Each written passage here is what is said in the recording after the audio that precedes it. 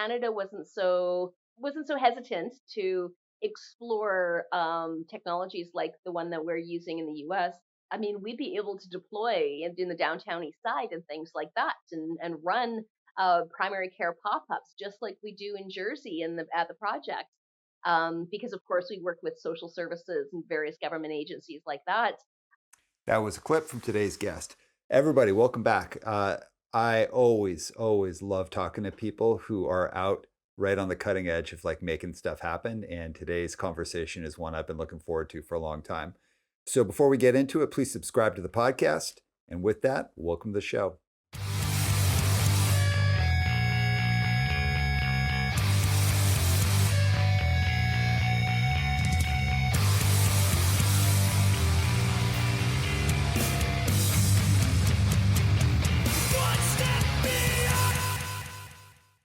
Kerry, welcome. Thanks for having me, Ram. Heck yeah. So for the uninitiated, for those who don't know, who are you and what do you do? That's a very complicated question.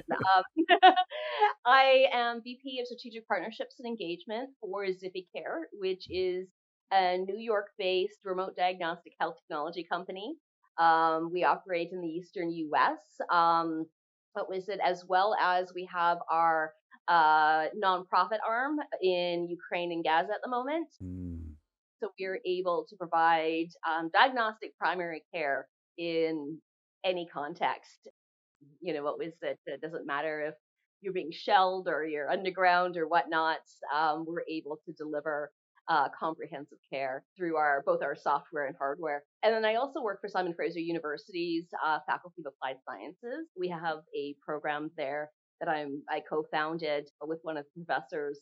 And we are able to collaborate with remote Indigenous communities to address systemic gaps, such as clean energy systems, local food systems, and then in a more holistic way. We're able to address the entire vertical. So whether it be funding, government relations, tech sourcing, development, implementation, curriculum development, workshops, just the gamut of it to ensure that it's a far more holistic program than the usual academic scope.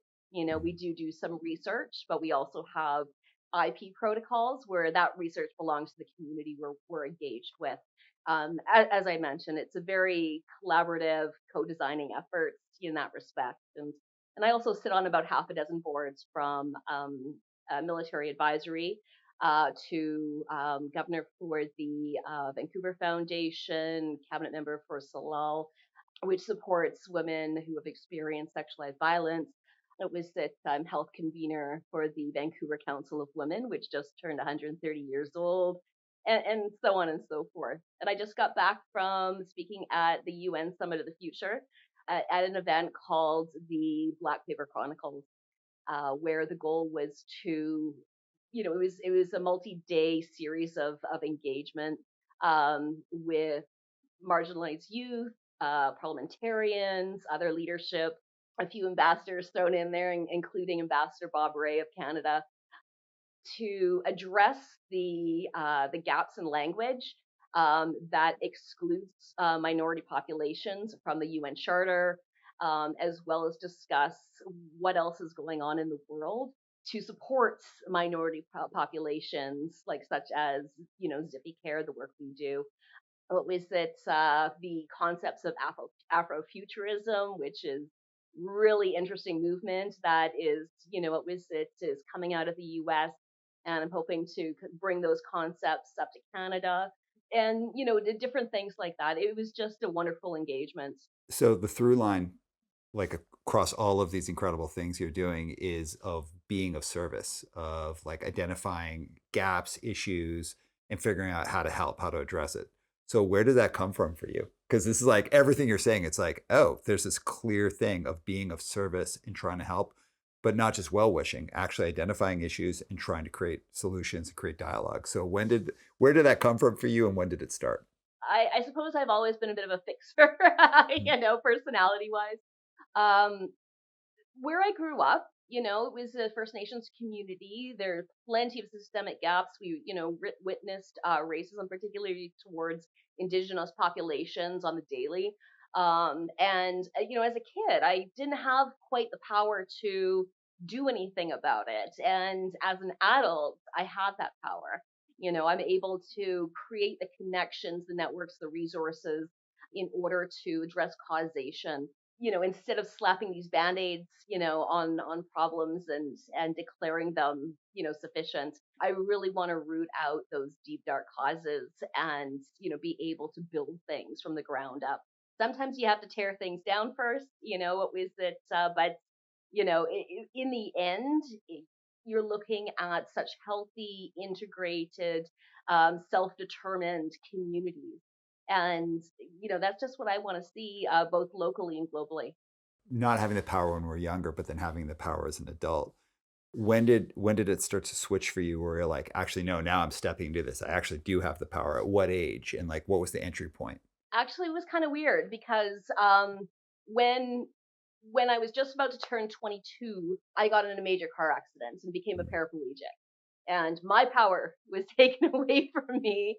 And it was I had to figure out what my next step was going to be. Was I going to still pursue what I had kind of planned on, what was it on doing with the rest of my life, or am I going to reinvent my direction, right? The direction of my own life. And I needed to become, even I had always been very independent and very determined, and I had to kind of regain that for myself. And I saw a lot of frustrations, especially with ableism and things like that that were now directed toward me. And I wanted to basically have the power to change all of these things and more. Like whatever kind of rolled onto my doorstep, I wanted to be able to correct it in some way, right? Or at least be able to lend a helping hand to those who are. So I really enjoy like sharing my networks, being able to give people opportunities they might not all, like ordinarily, experience or have. But I'm not sure what generation you come from, but as a Gen Xer, what was it growing up and, as a young adult, the mentality wasn't so much collaboration and sharing. It was very much the individual.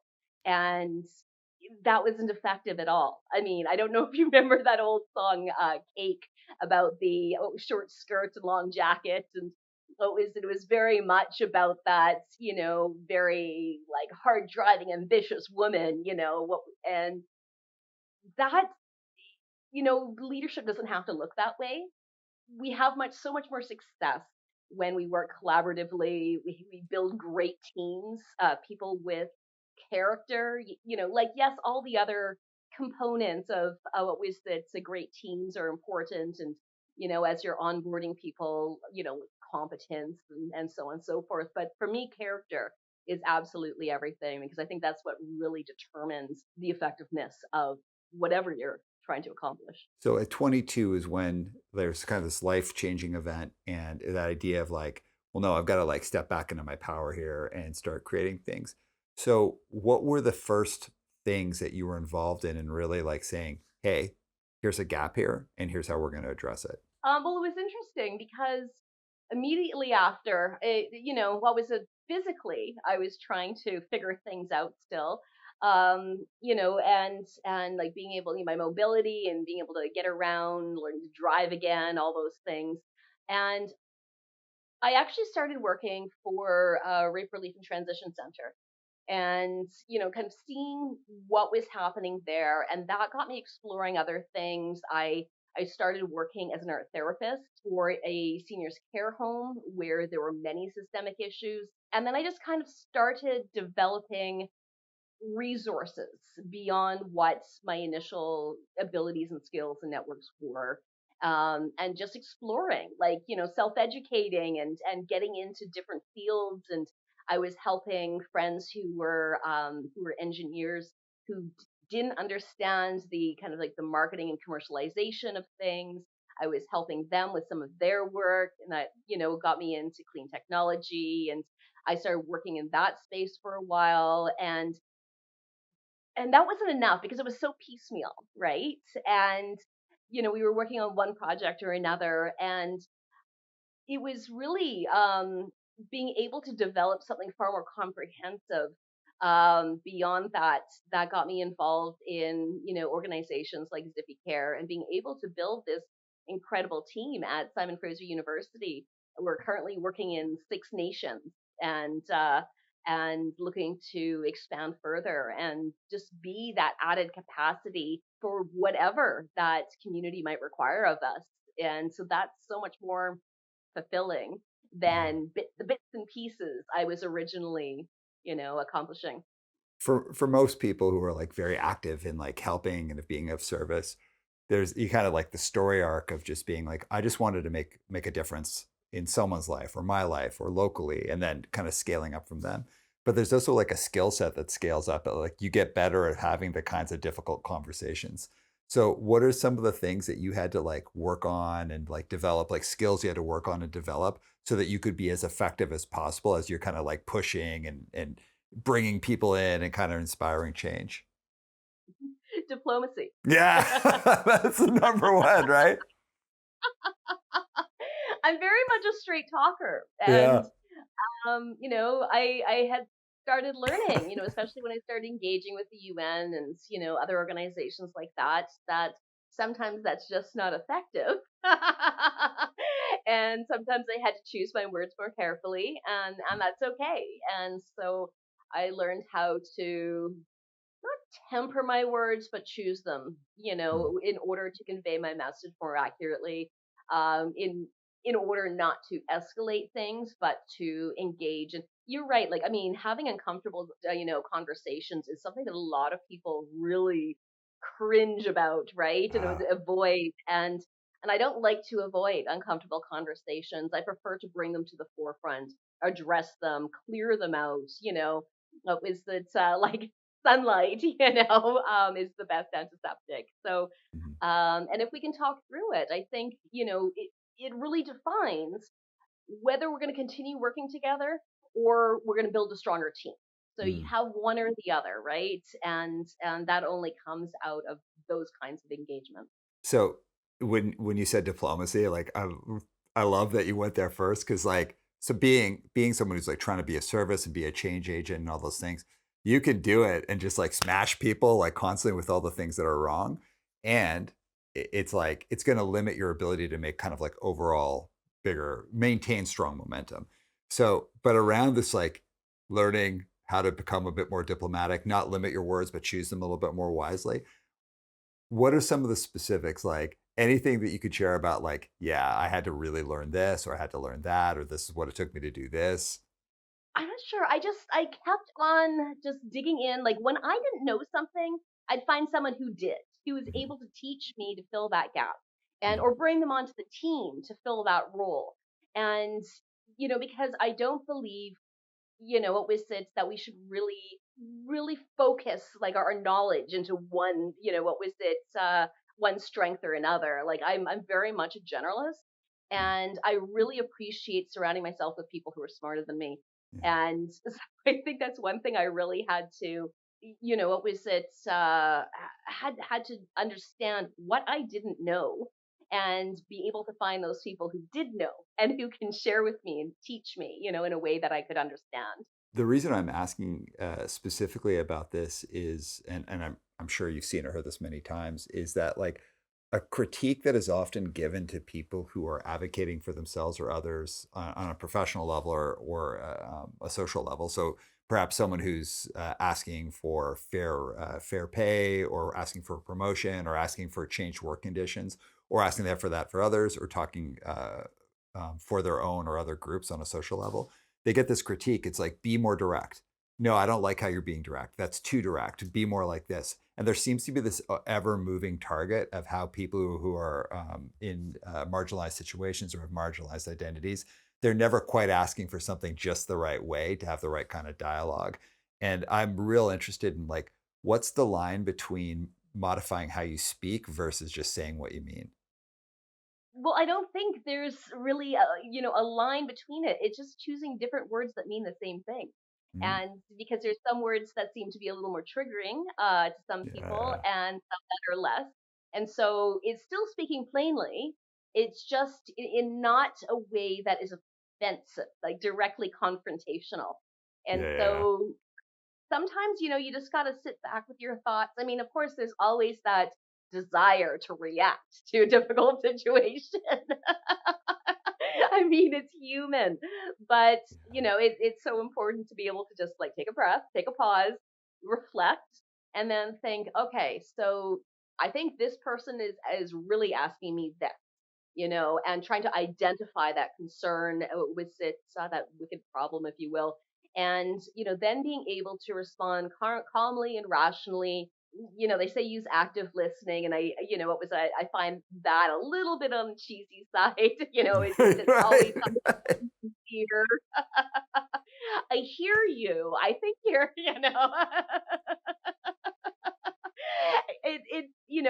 it doesn't scream sincerity to me, and a lot of people Yeah, I think feel that way. And so, but it's being able to kind of being able to assess the real situation, what they're truly asking for, because sometimes when people ask for things, they don't know how to ask what they really need either, yeah, right? right.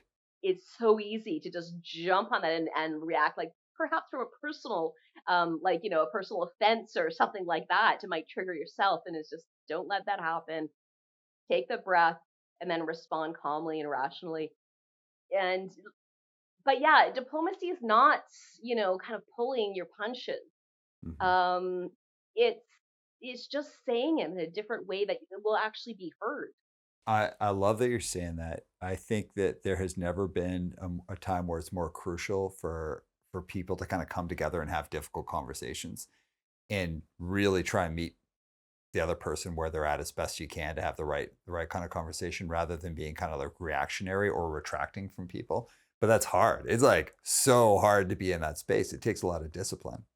Well, we're living in an increasingly divisive world, Hmm. especially politically. I don't Yeah. think a lot of people understand how important the upcoming coming U.S. election is to Mhm. Canadian everything, and how those decisions will reflect on who we decide for leadership as well. What was it? But geopolitically, just the impact of those changes is going to affect us astronomically. But it's also understanding that a lot of people are not understanding or not um, self-educating themselves on all the facts. Like social media has been pulling people into all kinds of wormholes, and it's Yeah, it's it's yeah. really incredibly dangerous, right? Instead of Mhm. digging in, finding the facts. I mean, there's so much data out there that it can be overwhelming. I think COVID did us a huge disservice because, well, beyond, of course, all the death and horrifying illness and whatnot, but as communities, because Mhm. we became more comfort with isolation, and Mhm. we weren't engaging at a community level, like talking to our neighbors and what was on topical events, talking to our colleagues in the same way. It was just everything's from one Zoom to the next Zoom to the next Zoom. And instead of having these different viewpoints kind of filter our own perspective. And in growing up, where when and where I grew up in Williams, like it was incredibly multicultural. Mhm. And there were basically new immigrants from all over the world. They held these great celebrations, these international celebrations at the junior high school, where everybody brought something like some food and things, and dressed in their traditional dress from wherever they came from. And it was Mhm. this beautiful melting pot where you actually got to know your neighbors. But that's when Williams Lake was like less than 10,000 people. Yeah, yeah. Now they have drive-bys, and it's a much different community. But I think if we got back to some of more of that community living, community engagement, and being involved in with people and cultures other than our own, do a lot more traveling. Mhm. Just understand that just everybody is just like us in one way or another. we just have to, concentrate on those wonderful commonalities and celebrate those beautiful differences, right? Yeah, I fully agree. Let's go into the professional side. I would love to know, and again, for we get a bunch of different listeners. Some people come from like the pure corporate world. Some people come from like the social services world. We have early career people listening to this podcast. So let's just go right for like the most basic question. VP of Strategic Partnerships. What does that mean for the layperson? It's basically I make friends for a living. That's not a bad job. It's not a bad job at all. No, but I mean that's basically the long and short of it is Mm, that I make friends for a living. I meet wonderful people from all over the world, and sometimes their pieces of the puzzle fit into things and sometimes they don't. Sometimes I can refer them to people that they do fit with, and it's all about kind of putting the pieces of the puzzle together, both for local work and for international work and supporting other people's work as well. I've been able to meet so many exceptional people from around the world, through the course of, my career. And, whether it be in health tech or government or academia, I'm always meeting such interesting people doing phenomenal work. And I'm able to see kind of from a very macro perspective, what works and what doesn't. So, for instance, I had some contacts at New York City Hall that I hadn't engaged with prior to the pandemic, not on a professional level. But when the pandemic hit, and we were basically a concierge healthcare service, right? We're going into people's homes, and they're mm, reporting that intimate partner violence escalated by 400%.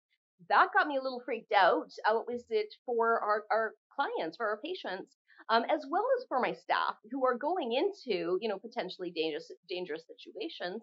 And so I was able to set up a partnership with the New York Mayor's Office and GBV department, which then supported ZiphyCare with training and workshops that basically taught our entire staff how to identify and appropriately respond to red flags of intimate partner violence, child and elder abuse, trafficking, things like that. And, so you never know when these relationships might like bear fruit in an employable way or in a professional way. But also, I love meeting these people because they teach me so much from their perspectives. Just as an individual, one who's always looking to learn and grow and understand. And just our engagement in New York recently, I was able to bring in, some people I've met both in Canada and the US. But is that I was working in partnership with this exceptional woman. She's a Swiss parliamentarian and the head of the Global Minority Parliamentarians Caucus. It was that Appio, and so Appio and I had pondered over the exclusion of minority leaders in the high form conversation and mm. how to change that. And so we basically did it ourselves. And so I was able to bring in these pieces like Appio, who I had met at an annual conference I go to in Reykjavik. Mhm. And what was it? Some contacts here who are amazing female Indigenous leaders from Canada, some locals from New York, and what we said, we brought in Ambassador Ray, and just pulling all these pieces together. What was it from her networks and mine, to create something beautiful. I love that. What can you tell us about the organization and the technology? The what was it? So basically, a group of like-minded, value-oriented people from different backgrounds, engineering, technology, business, like myself, and physicians, of course, many physicians in New York. What was it? And me here in Canada. I'm the one, I'm the remote, and kind of got together because we're experiencing such a healthcare crisis, And that has been going on for so many years. This is not a new thing. This is not an NDP thing up here in Canada. This has been long forming. And and what in the U.S., um, these physicians identified this situation where their post-surgical patients were being hospitalized so often. There was not preventative care for them in their homes. And we're not talking about kind of check-in nursing care or anything like that, but actual primary care. Mm. And so, for people who have, for instance, chronic illnesses, or comorbidities, people who maybe experience isolation, and not wanting to enter like clinical spaces, which of course we saw a lot more of during the pandemic. But people, for instance, who have dementia or autism, maybe on the spectrum, things like that, where going out of their homes creates anxiety, and which of course then reflects on baselines and things like that. You're not going to Mhm. be able to get accurate health reads. um, so these amazing engineers and software designers and whatnot, um just built this phenomenal technology. So it's basically a penguin case that is fitted with everything you can find in an urgent care center. So you can have a sonogram or an EKG or whatever. And what was it, through the software, the proprietary software, that data is live streamed to a remote physician. So the physician can be anywhere. Like in Ukraine, we have physicians in like in New York, in Israel, like all over the place, who speak the language, and we have volunteers on the ground that are able to basically follow the physician's directions. What is it?